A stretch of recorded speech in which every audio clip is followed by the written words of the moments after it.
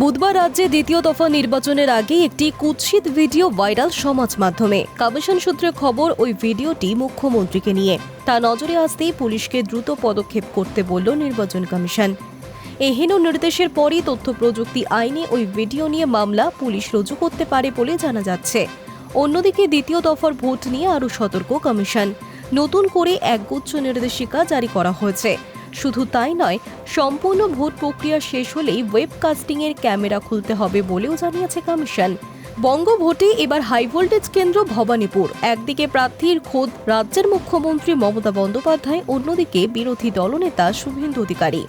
গত শনিবার দুজনের প্রচারকে কেন্দ্র করে উত্তপ্ত হয়ে উঠেছিল চক্রবেড়িয়া। মুখ্যমন্ত্রীর সভাস্থলের কিছুটা দূরেই মাইকে প্রচার করে বিজেপি।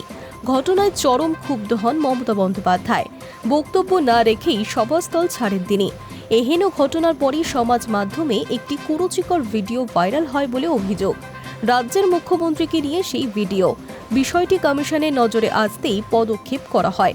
জানা গিয়েছে, কমিশনের নির্দেশের পরই পুলিশের তরফে বিষয়টি খতিয়ে দেখা হচ্ছে। অন্যদিকে নির্দেশিকায় কমিশন জানিয়েছে, দ্বিতীয় দফা নির্বাচন শেষ হওয়ার পর নির্দিষ্ট সময়ের মধ্যেই স্ট্রং রুমে ভিভিপ্যাট জমা দিতে হবে।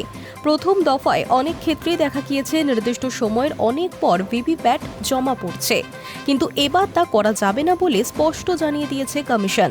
শুধু তাই নয়, গোটা ভোট প্রক্রিয়া মেটার পরই ওয়েবকাস্টিং ক্যামেরা বন্ধ করতে হবে বলেও নির্দেশ দেওয়া হয়েছে। শুধু তাই নয়, প্রিসাইডিং অফিসারকে বিষয়টি নিশ্চিত করতেও বলা হয়েছে। Hi News network.